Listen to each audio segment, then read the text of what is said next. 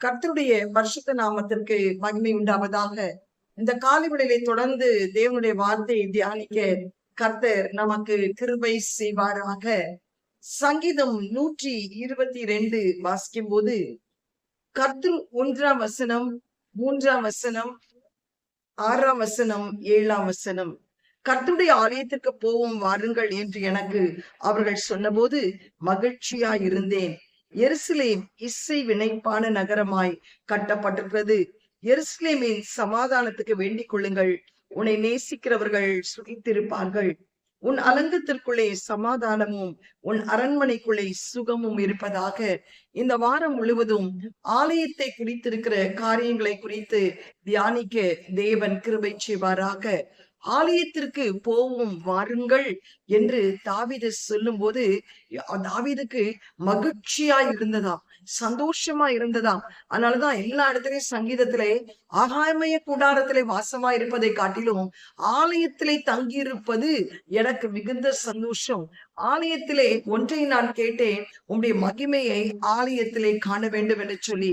இன்றைக்கு ஆலயத்துக்கு வருவது, ஆலயத்திலே தங்கி இருப்பது எத்தனை ஒரு சந்தோஷம், மகிழ்ச்சி என்பதை தாவீது தன் அனுபவத்தின் மூலமாய் சொல்கிறதை நாம் பார்க்கிறோம். இந்த வாரம் முழுவதும் ஆலயத்தின் பொற்பாத்திரங்களை குறித்து தியானிக்க கர்த்தர் நமக்கு கிருபை செய்வாராக. ஏனென்றால் அந்த ஆலயத்திலே தான் சுகம், அந்த ஆலயத்திலே தான் சமாதானம் நமக்கு உண்டு. கர்த்தருக்கு ஸ்தோத்திரம். ஆனால் இன்றைக்கு அநேகர் ஆலயத்திற்கு வருவது மிகவும் ஒரு வேதனைக்குரிய காரியமாய் காணப்படுகிறார்கள். ஏதோ கடமைக்காக கடந்து வருகிறார்கள். இல்ல, ஆலயத்திற்கு போவோம் என்று சொன்னாலே உனக்குள்ளே ஒரு மகிழ்ச்சி, ஒரு சந்தோஷம், ஒரு சமாதானம் காணப்பட வேண்டும். ஆலயத்திற்கு எப்பொழுது போவோம் என்று மானானது நீரோடை வாஞ்சத்தை கதறுவது போல் உன் ஆத்துமா கதற வேணும். இன்னும் ஆலயத்திலேயே தங்கி இருப்பது எத்தனை பெரிய சந்தோஷம். சாமுவேல் ஆலயத்திலேயே தங்கி வளர்ந்தது நிமித்தம்தான் சமஸ்த இஸ்ரவேலுக்கு ஒரு ராஜாவாய், ஒரு தீர்க்கதரிசியாய், ஒரு நியாயாதிபதியாய் கர்த்தர் வளர்த்தினார். இன்றைக்கு ஆலயத்திலே தங்குவது, ஆலயத்திற்கு வருவது ஒரு பெரிய சிலாக்கியம். கர்த்தருக்கு ஸ்தோத்திரம். ஆனால் இன்றைக்கு அநேக குழந்தை பிரதிஷ்டை பண்ணும்போது ஆலயத்திற்கு கடந்து வருவார்கள். பின்பு அந்த குழந்தை வளர்ந்து கர்த்தருக்கு ஸ்தோத்திரம் ஞானஸ்தானம் எடுக்கிற வாலிப பருவத்திலே வரும். இன்னும் பார்த்தீர்களானால் மேட்சிங் கிறிஸ்டியன்ஸ் என்று சொல்லி திருமண நாளிலே வருவார்கள். இன்னும் டிஸ்பாச்சிங் கிறிஸ்டியன்ஸ் என்று சொல்லி மரிக்கிற நாளிலே பெட்டியை கொண்டு வந்து வைப்பார்கள். அப்படி நாம் இருக்கக்கூடாது. இன்றும் சிலர் ஆலயத்திற்கு புது வருஷத்திற்கு வருவார்கள். அதற்கு பின்பு ஈஸ்டர் பண்டிகை, குட் ஃப்ரைடேக்கு வருவார்கள். அதற்கு பின்பு கிறிஸ்துமஸ் நாளிலே கடந்து வருவார்கள். பண்டிகை கிறிஸ்துவர்களாய் காணப்படுவார்கள். ஆனால் தேவன் நாம் ஒவ்வொரு நாளும் ஆலயத்திலே வர வேண்டும், ஆலயத்திலே தங்க வேண்டும் என்பதை மிகவும் விரும்புகிற ஒரு காரியமா இருக்கிறார். அப்படி செய்கிறவர்களுக்கு ஒரு பெரிய ஆசீர்வாதம் உண்டு. ஏனென்றால் யாத்ராகமம் புஸ்தகத்திலே 25ஆம் அதிகாரம் 8ஆம் வசனத்திலே வாசிக்கும் போது, அவர்கள் நடுவிலே நான் வாசம் பண்ண எனக்கு ஒரு பரிசுத்த ஸ்தலத்தை உண்டாக்குவார்களாக என்று ஆண்டவர் மோசேக்கு இந்த தரிசனத்தை தந்தார். நான் அவர்கள் எல்லாவற்றையும் கர்த்தர் சிருஷ்டித்தார். ஆலயத்தையும் அவரால் கட்ட முடியும். ஆனால் ஆலயத்தை கட்டக்கூடிய ஒரு சிலாக்கியத்தை மோசேயிடத்தை கொடுத்தார். ஏனென்றால் அவர்கள் தங்கள் கரத்தினாலே கட்ட வேண்டும். அதன் நடுவிலே தேவன் வாசம் செய்ய வேண்டும் என்று சொல்லி யாத்ரா 31:1-5 வாசிக்கும் போது தேவன் கர்த்தருக்கு ஸ்தோத்திரம் செருபாபேல் பெஸ்லியேல் பெயர் சொல்லி அழைத்து சகல தியானத்தினால் தேவ ஆவியினால் நிரப்பினார். ஆலயத்தை கட்டக்கூடிய ப்ளூ பிரிண்டை மோசேக்கு கொடுத்தார். ஆனால் ஆலயத்தை கட்டக்கூடிய ஞானத்தை பெஸ்லியேல் மீது கர்த்தர் வைத்தார். பின்பு முதல் ஆலயம் ஆசாரிப்பு கூடாரமாய் இருந்தது. இரண்டாவது ஆலயம் சாலமோன் கட்ட வேண்டும். தாவீது பிரயத்தனம் பண்ணின போது கூட தேவன் சாலமோன் தான் ஆலயத்தை கட்ட வேண்டும் என்று விரும்பினார். இதை 1 ராஜாக்கள் 5ஆம் அதிகாரம் 1-5 வாசிப்பீர்களானால் தேவன் சாலமோனை கொண்டு ஆலயத்தை கட்ட வேண்டும் என்ற வெளிப்பாடை கொடுத்தார். சாலமோன் 1 ராஜாக்கள் 6:14-18 வாசிக்கும் போது அந்த ஆலயத்தை மகிமையாய் கட்டி முடித்தார். அந்த ஆலயத்துக்குள்ள எல்லா தேவைகளையும் கர்த்தருக்கு ஸ்தோத்திரம் தாவீது கட்ட முடியாவிட்டாலும் சேகரித்து சாலமோனுக்கு கொட்டு கட்ட உறுதுணையாய் நின்றார். ஈராம் ராஜா உறுதுணையாய் நின்றார். அது மாத்திரமல்ல, 1 ராஜாக்கள் 8ஆம் அதிகாரம் 10-15 வாசிக்கும் போது சாலமோன் அந்த ஆலயத்தை பிரதிஷ்டை செய்யும் போது ஷெக்கினா மகிமை அந்த ஆலயத்தில் இறங்கினது. கர்த்தர் ஆசாரியர்கள் பணிவிடை செய்யக்கூடாதபடி தாழ விழுந்தார்கள் என்று வேதத்திலே வாசிக்கிறோம். முதல் ஆலயம் ஆசாரிப்பு கூடாரம். அதை மோசேக்கு ஒரு ப்ளூ பிரிண்ட் கொடுத்தார். பெஸ்லியேலுக்கு அந்த ஞானத்தை தந்தார். இரண்டாவது ஆலயம் எருசலேமின் ஆலயம். அதை சாலமோன் கட்ட பிரதிஷ்டை செய்ய கட்ட கிருபை செய்தார். மூன்றாவது ஒரு ஆலயம் நாம் தான் அந்த ஆலயம். இதைதான் 1 கொரிந்தியர் 3:16-17 வாசிக்கிறோம். நீங்கள் தேவனுடைய ஆலயமாய் இருக்கிறீர்கள் என்றும் தேவனுடைய ஆவி உங்களில் வாசமாய் இருக்கிறார் என்று அறியாதிருக்கிறீர்கள். ஒருவன் தேவனுடைய ஆலயத்தை கெடுத்தால் அவனை தேவன் கெடுப்பார். தேவனுடைய ஆலயம் பரிசுத்தமாய் இருக்கிறது. நீங்களே அந்த ஆலயம். இன்றைக்கு ஆலயம் யார் தெரியுமா? நாம் தான் அந்த ஆலயம். தேவன் நமக்குள்ளே வாசமாய் இருக்கிறார். நாம் அந்த ஆலயத்தை கெடுத்தால் தேவன் நம்மை கெடுப்பார். ஒரு சம்பவத்தை வேதத்தின் மூலம் விளக்க விரும்புகிறேன். 2 ராஜாக்கள் தானியேல் புஸ்தகம் 5ஆம் அதிகாரம் 1-7 வசனம் வரை வாசிக்கும் போது, பெல்சாஷார் என்னும் ராஜா தன் பிரபுக்களில் 1000 பேருக்கு ஒரு பெரிய விருந்து செய்து அந்த 1000 பேருக்கு முன்பாக திராட்சரசம் குடித்தார். பெல்சாஷார் திராட்சரசத்தை குடித்துக் கொண்டிருக்கையில் அவன் தகப்பனாகிய நேபுகாத்நேச்சார் எருசலேம் தேவாலயத்திலிருந்து கொண்டு வந்த பொன் வெள்ளி பாத்திரங்களில் ராஜாவாகிய தானும் தன் பிரபுக்களும் தன் மனைவிகளும் தன் வைப்பாட்டிகளும் குடிக்கிறதற்காக அவளை கொண்டு வரும்படி கட்டளையிட்டார். ஒரு பெரிய விருந்தை பெல்சாஷார் செய்தான். அந்த விருந்திலே மதுபானம் அருந்தும்படி அது பகிர்ந்து கொடுக்கப்பட்டவது.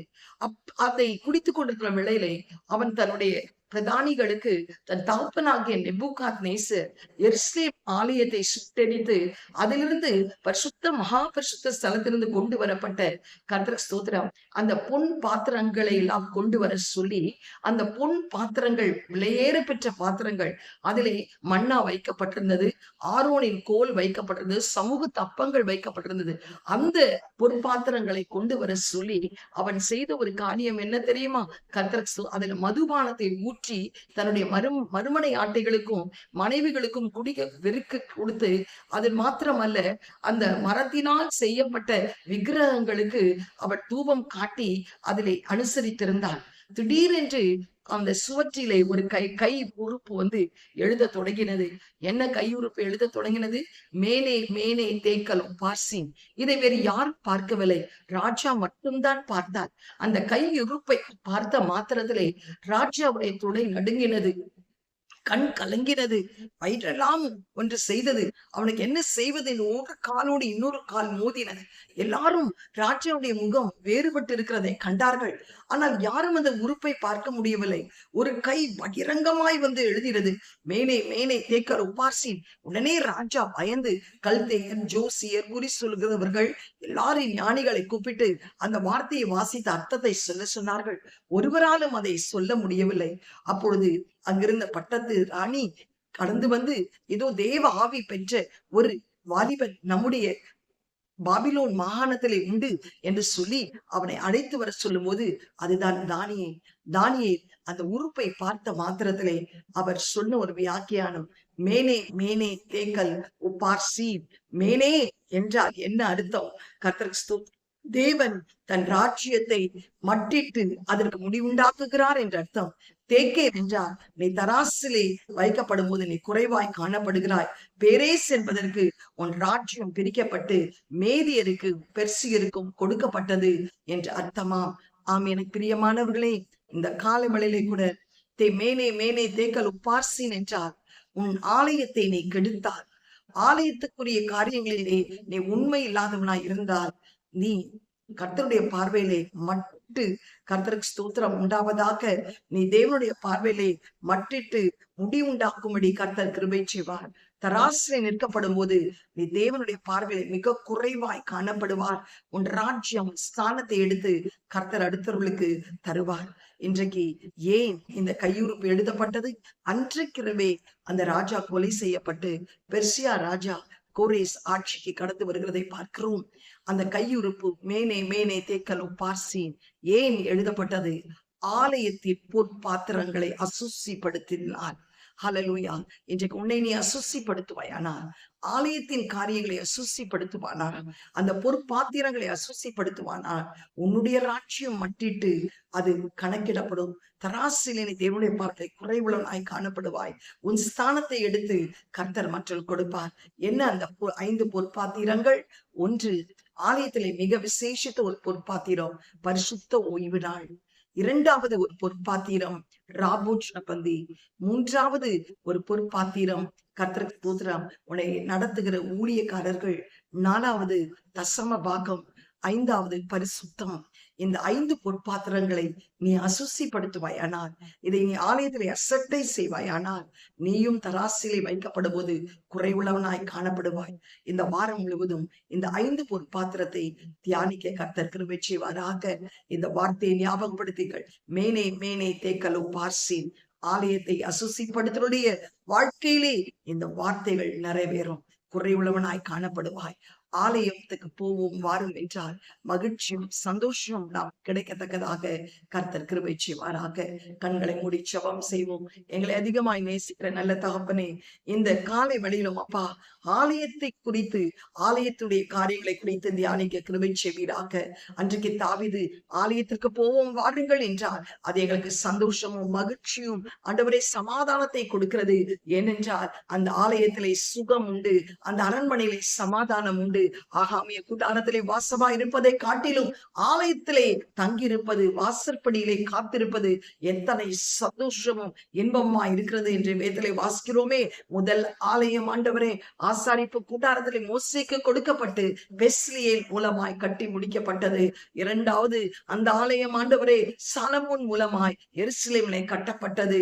இப்பொழுதோ தேவனுடைய ஆலயம் நீங்களே என்று சொல்லியிருக்கிறீரப்பா. இதோ நான் வாசம் பண்ணுகிற ஆலயம் நீங்களே, நான் உங்களுக்குள் இருக்கிறேன் என்பதை அறியீர்களா என்று சொன்னீர்களே அப்பா. நாங்கள் அந்த ஆலயத்தை கெட்டுத்தால் தேவன் எங்களை கெட்டுப்பீர். எங்களுடைய வாழ்க்கையிலே குணகத்தாவே அந்த 5 விதமான பொற்பாத்திரங்கள் ஆண்டவரை பரிசுத்த ஓய்வு நாள், பரிசுத்த பந்தி, ஆண்டவரை தசம பாகம் காணிக்கை, எங்களை நடத்துகிற ஊழியக்காரர்கள், ஆண்டவரை மேய்ப்பர்கள் அப்பா, எங்களை பரிசுத்தம் எந்த விதத்திலும் இந்த பொற்பாத்திரங்கள் ஆண்டவரை நாங்கள் அசுசிப்படுத்தினால் மேனே மேனே தேக்கல் பார்சீன் என்று எழுதப்படும் போது நாங்கள் தராசிலை குறைவுள்ளவனாய் காணப்படுவோம். ஒவ்வொரு பரிசுத்த ஓய்வு நாளர்கள் குலைச்சல் ஆக்காதபடி, ஆலயத்திலே சபை கூடி வருதலை விட்டு விடாதபடிக்கிறாச்சா, ஆலயத்துக்கு வருவது மிகுந்த மகிழ்ச்சி ஆசீர்வாதம் என்பதை உணர என் தேவன் உதவிச்சு இயேசுவின் மூலம் நல்ல பிதாவே, ஆமென். God bless you. Have a blessed day. Amen.